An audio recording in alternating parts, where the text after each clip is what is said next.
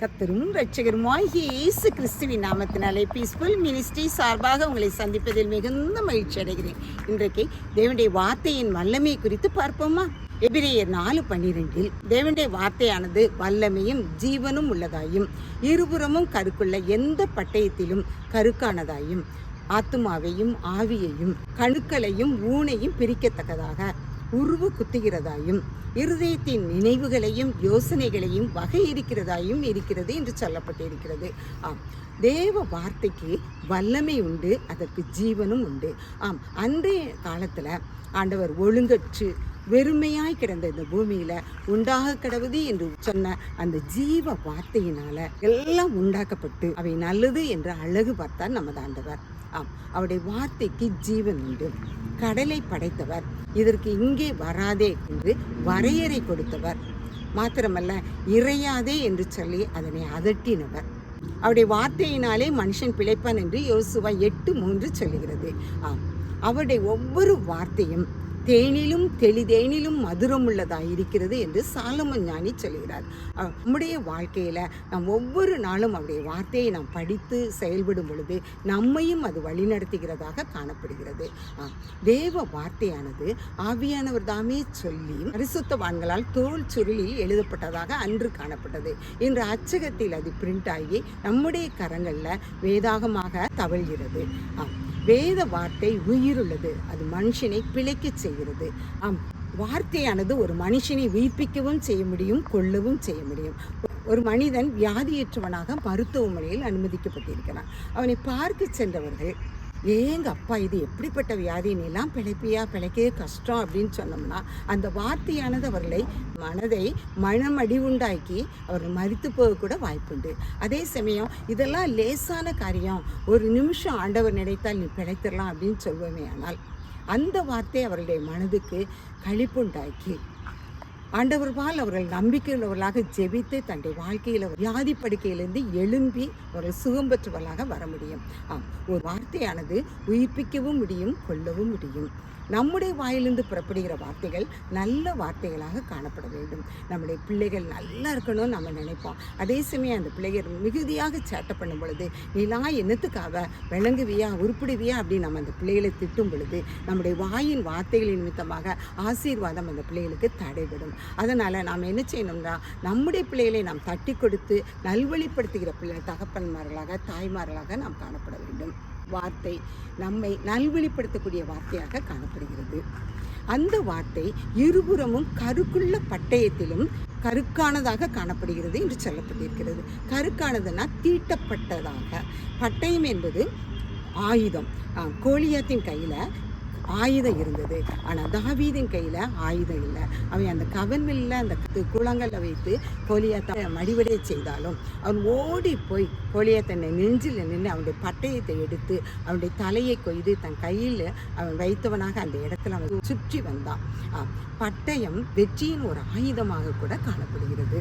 ஆண்டவருடைய வாயிலிருந்து புறப்படுகிற பட்டயமும் அதே போல வெற்றியின் வார்த்தைகளாக நம்முடைய வாழ்க்கையில் அது ஜீவியம் செய்கிறது. இப்படத்துல 2:12 அவர் வாயிலிருந்து இருபுறமும் கருக்குள்ள பட்டயம் புறப்பட்டது என்று சொல்லப்படுகிறது. அவர் வாயிலிருந்து பட்டயம் புறப்பட்டது என்று இன்னொரு வசனம் சொல்கிறது. ஆக பட்டயம் என்பது அவர் வாயிலிருந்து புறப்படுகிறது. எரேமியா 15:16 உம்முடைய வாயிலிருந்து புறப்பட்ட வார்த்தைகளை உட்கொண்டேன் என்று எரேமியா சொல்கிறார். அவர் வாயிலிருந்து வார்த்தைகள் புறப்பட்டு வந்தது. பட்டயம் என்பது அவர் வாயின் வார்த்தைகள். அந்த இருபுறமும் கருக்குள்ள பட்டயம் என்பது 2 புறம் கருக்குள்ள பட்டயமாக காணப்படுகிறது. ஒரு புறம் கருக்குள்ள பட்டயம் என்பது நமக்கே தெரியும், காய்கறிகள் வெட்டும்போது நமக்கு அந்த ஒரு சைடில் மட்டும்தான் என்ன செய்யும், அந்த பட்டயம் தீட்டப்பட்டதாக காணப்படும். அதே சமயம் இருபுற கருக்குள்ள பட்டயங்கிறது பெரிய பெரிய மரங்களை வெட்டுவதற்கு அது பயன்படும். அதாவது கைப்பிடிக்கு மேல் பகுதியில் பல்பல்லாக சீப்பு போன்ற அந்த ஆயுதம் காணப்படும். கைப்பிடிக்கு கீழே நம்ம காய்கறி வெட்டுவது போல, மட்டன் சிக்கன் வெட்டுவது போல தீட்டப்பட்டதாக காணப்படும். அப்போ அந்த இருபுறமும் கருக்குள்ள பட்டயம் அந்த வசனத்திலே நமக்கு சொல்லப்பட்டிருக்கிறது. அது ஆத்துமாவையும் ஆவியையும் கணுக்களையும் ஊனையும் இருதயத்தின் யோசனைகளையும் நினைவுகளையும் அது ஊடுருவுகிறதாக காணப்படுகிறது சொல்லப்பட்டிருக்கிறது. அகத்தையும் நம்முடைய உள்ளான அகத்தையும் புறத்தையும் அது சுத்திகரிக்கிறதாக ஊடுருவக்கூடியதாக அந்த வசனம் காணப்படுகிறது. அவருடைய வார்த்தை நம்முடைய உள்ளத்திற்குள்ள நம்முடைய வாயினால் அந்த வார்த்தையை நாம் படித்து அதை நம்முடைய வாழ்க்கையில் செயல்படும் பொழுது நம்முடைய இருதயத்தின் நினைவுகள், யோசனைகள், நம்முடைய உள்ளான ஆவி ஆத்துமா பரிசுத்தப்படுவதாகவும், நம்முடைய சரீரம் கணுக்கள், நம்முடைய உடல் உறுப்புகள், நம்முடைய சரீரம் பரிசுத்தமாக காணப்படுவதற்கும் அவருடைய வார்த்தை மிகவும் பயனுள்ளதாக, அது தீட்டப்பட்டதாக நம்முடைய உள்ளத்தில் ஊடுருவி செல்வதாக அது காணப்படுகிறது. நம்முடைய ஆவி ஆத்மா அது பரிசுத்தமாக காணப்பட அவருடைய வார்த்தைகள் இருபுறமும் கருக்குள்ளதாக நம்முடைய அகத்தையும் புறத்தையும் அது சுத்திகரிக்கிறதாக காணப்படுகிறது. இப்படிப்பட்ட இருபுறமும் கருக்குள்ள பட்டயத்தை நாம் அனுதினமும் வாசித்து தியானிக்கும் பொழுது பிசாசானவனுடைய தந்திரங்களில் நாம் எதிர்த்து நிற்கவும், நமக்கு எதிராக உருவாக்கப்படும் எல்லா ஆயுதங்களையும் நாம் தகர்த்து போடுவதற்கும் இது பயனுள்ளதாக காணப்படுகிறது. அதனால் ஆண்டவருடைய தேவனுடைய வார்த்தை வல்லமையும் ஜீவனும் உடையதாக காணப்படுவதனால் அவருடைய வார்த்தைகளை அனுதினமும் நாம் தியானிக்கிற பிள்ளைகளாக, வாசிக்கிற பிள்ளைகளாக, வசனத்தை வைத்து அவரிடத்தில் அறிக்கை செய்கிற பிள்ளைகளாக நாம் காணப்படும் பொழுது அந்த ஜீவனும் வல்லமையும் உள்ள வார்த்தை நம்முடைய அகம் புறம் சுத்திகரிக்க செய்து நாம் ஆண்டவருடைய சமூகத்தில் பிரீதியாய் காணப்பட ஆண்டவர் கிருபை செய்கிறார். வார்த்தையின் வல்லமையை குறித்து ஒரு சம்பவத்தை நான் படித்தேன். அதை உங்களோடு பகிர்ந்து கொள்ளலாம் என்று விரும்புகிறேன். இங்கிலாந்தில் ஒரு கிராமத்தில் வாழ்கிற ஒரு விவசாயி என்ற ஒரு குதிரையை வளர்த்து வந்தார். அந்த குதிரையானது அவருடைய சிறு நிலத்தில் விவசாயம் செய்வதற்கு எல்லா வகையிலும் அந்த பயனுள்ளதாக அவருக்கு உறுதுணையாக காணப்பட்டது. பயிர்கள் விளைந்த தானியங்களை கொண்டு வரவும், அதை அடுத்த ஊர்களுக்கு சென்று விற்பதற்கும் சகல வகையிலும் அவருக்கு என்ன செய்து அந்த குதிரை உதவியாக காணப்பட்டது. ஒரு சில லண்டன்லேருந்து ஒரு நபர் இந்த ஊர் வழியாக ஒரு காரியமாக வருகிறார். இவர் வரும் பொழுது அவருடைய கார் என்ன செய்கிறது, அவருக்கு இது பழக்கமில்லாத பாதையாக இருந்தபடியால் அவரால் அந்த காரை கண்ட்ரோல் பண்ண முடியாமல் அந்த காரினது பள்ளத்துக்குள்ளே விழுந்துருது. இவர் அதுலேருந்து மேலே ஏறி வந்து அக்கம் பக்கத்தில் இருக்கவங்ககிட்ட விசாரிக்கிறாங்க, இந்த காரை எப்படியாவது வெளியே எடுக்கணும், எனக்கு இதுக்கு உதவி செய்யுங்கன்னு. அப்போ அவங்க சொல்கிறாங்க, இப்படி ஒரு விவசாயி இருக்கிறாரு, அவர்கிட்ட ஒரு குதிரை இருக்குது, நீ அவர்கிட்ட போய் கேட்டிங்கன்னா அவர் உங்களுக்கு உதவி செய்து இந்த காரை வெளியே எடுக்க முடியும் அப்படின்னு சொல்கிறாங்க. உடனே இவர் என்ன செய்கிறாரு, அந்த விவசாயி வீட்டுக்கு வராரு. இவர் தூரத்தில் வர்றதை பார்த்தோம்னா இவருடைய கலைந்த தலையும் இவருடைய கசங்கி சட்டையும் பார்த்து இவர் இந்த ஊரில் உள்ளவர் இல்லை, எங்கேயோ இருந்து வராரு அப்படின்னு பார்த்துக்கிட்டே இருக்கிறாரு. இவர் கிட்ட வந்தவனை இவர் என்ன செய்கிறாரு, அவரை வாங்கன்னு சொல்லி ஒரு நாற்காலியை எடுத்து போட்டு அவரை உட்கார சொல்கிறாரு. அவர்கிட்ட உங்களுக்கு சூடாக டீ போட்டு கொண்டு வரட்டுமான்னு கேட்குறாரு. உடனே எனக்கு ஒன்றும் வேண்டாம், எனக்கு இப்போ என்னுடைய பாதையை அறிமுகமில்லாத பாதையாக இருந்தபடினால இந்த என்னோட கார் என்னது பள்ளத்துக்குள்ளே விழுந்துட்டு, உங்கள்கிட்ட குதிரை இருக்குது, அது எல்லா வகையிலும் உங்களுக்கு உதவி செய்யும்னு சொன்னாங்க, அதனால் எனக்கு அந்த காரை வெளியே எடுத்து தர முடியுமா அப்படின்னு கேட்குறாரு. உடனே இவர் சொல்கிறாரு, சிறிது நேரம் அப்படியே அமைதியாக இருந்துக்கிட்டு, சரி அந்த காரு சின்ன காரா பெரிய காரான்னு கேட்குறாரு. உடனே அவர் சொல்கிறாரு, சிறிய கார் தான் அப்படிங்கிறாரு. உடனே இவர் என்ன செய்கிறாரு, தன்கிட்ட இருந்த கயிறு சில உபகரணங்களை எடுத்துக்கொண்டு குதிரையோட கட்டை அவிழ்த்து அதையும் நடக்க செய்தவராக இவரோடு நடந்து செல்கிறார். அந்த பள்ளத்தை போய் பள்ளத்தின் அருகில் போய் பார்க்குறாங்க. அந்த பள்ளத்துக்குள்ள கார் சின்ன காராக தான் இருக்குது. உடனே இறங்கி அந்த கார்லேயும் கயிறை கட்டி இந்த குதிரையோட கால்லையும் கயிறை கட்டுறாரு.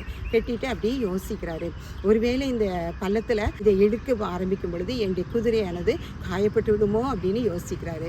ஆனாலும் ஆண்டவர் பார்த்துக்கொள்வார் அப்படின்ட்டு அவர் என்ன செய்கிறாரு, குதிரையை இழுப்பதற்காக கேசி நீ வேகமாக இழுமா அப்படின்னு சொல்கிறாரு. ஆனால் அந்த குதிரை சற்றும் அசையவே இல்லை.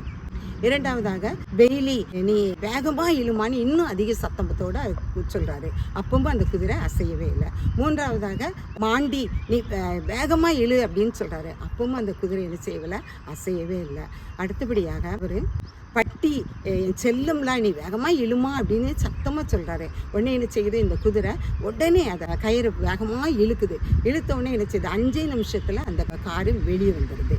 வெளியே வந்தவொடனே அவர் காரை பெற்று கொண்டு வராக அந்த இங்கிலாந்தில் உள்ள அந்த காருக்கு சொந்தமானவர் அந்த இவருக்கு நன்றி சொல்லிவிட்டு கடந்து செல்றார். அவர் குதிரையை அவர் திருப்பி கொண்டு வரும் பொழுது அந்த காரின் உரிமையாளர் கேட்குறாரு, ஐயா நீங்கள் 3 தடவை சொன்னீங்க அந்த குதிரை அசையவே இல்லை, 4வது முறை நீங்கள் சொல்லும்போது அந்த குதிரை இழுத்து கொண்டு வந்துட்டேன், எப்படியா இது எனக்கு புரியலையே அப்படின்னு சொல்கிறாரு. உடனே அவர் சொல்கிறாரு, என் குதிரைக்கு கண்ணு சரியாக தெரியாது, ஆனால் தான் ஒத்தையிலே வேலை பார்க்கும்போது ரொம்ப நம்ம கஷ்டப்படுவோமோன்னு நினைக்கும், அதுக்காக இந்த 3 குதிரையும் தனக்கு உதவி செய்கிறதுன்னு அது நினைக்கும், அதனால் என்னுடைய வார்த்தையை 3 குதிரையை என்ன செய்கிறேன் பேர் சொல்லி நீ இழுன்னு சொல்லும்போது அது என்ன செய்யலை, இழுக்கலை. ஆனால் தனக்கு 3 குதிரை சப்போர்ட் பண்ணுது என்று நினைத்து அது 4வது முறையாக அதனுடைய பெயரை சொல்லி நான் அழைக்கும் பொழுது அது இழுத்து கொண்டு வந்தது.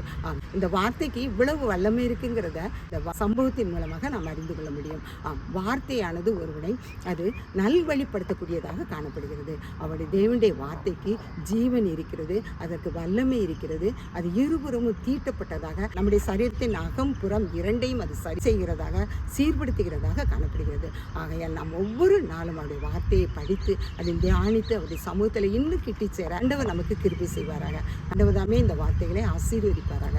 ஜெபம். எங்களை அளவில்லாமல் நேசிக்கிற அருமையான தகப்பனே, நன்றியோடு துதிக்கிறோம், சோஸ்திருக்கிறோம்ப்பா. உடைய வார்த்தை வல்லமையுடையதுப்பா. அந்த வல்லமையுடைய வார்த்தையை கொண்டு சுவாமி நாங்கள் பிசாசின் தந்திரங்கள் எங்களுக்கு எதிராக உருவாக்கப்படும் எல்லா ஆயுதங்களையும் நாங்கள் அதமாக்கிப்படத்தக்கதாக நீர் எங்களுக்கு உதவி செய்யும்ப்பா. உண்மை நாங்கள் நம்பி இருக்கிறோம்ப்பா. முடைக்கரத்தில் எங்களுடைய எல்லா காரியங்களையும் ஒப்புக்கொடுக்கிறோம்ப்பா. நீர் பொறுப்படுத்தி எங்களுக்கு வழிநடத்தும்ப்பா. விசேஷமாக இன்றைய தினம் பிறந்த நாள், திருமண நாள் கொண்டாடுகிற ஒவ்வொருவரையும் நீர் பேர் பேராக ஆசீர்வதிப்பா. நீரே எங்களை வழிநடத்தும். இயேசுவின் மூலம் ஜெபங்களும் நல்ல பிதாவே. ஆமென், ஆமென்.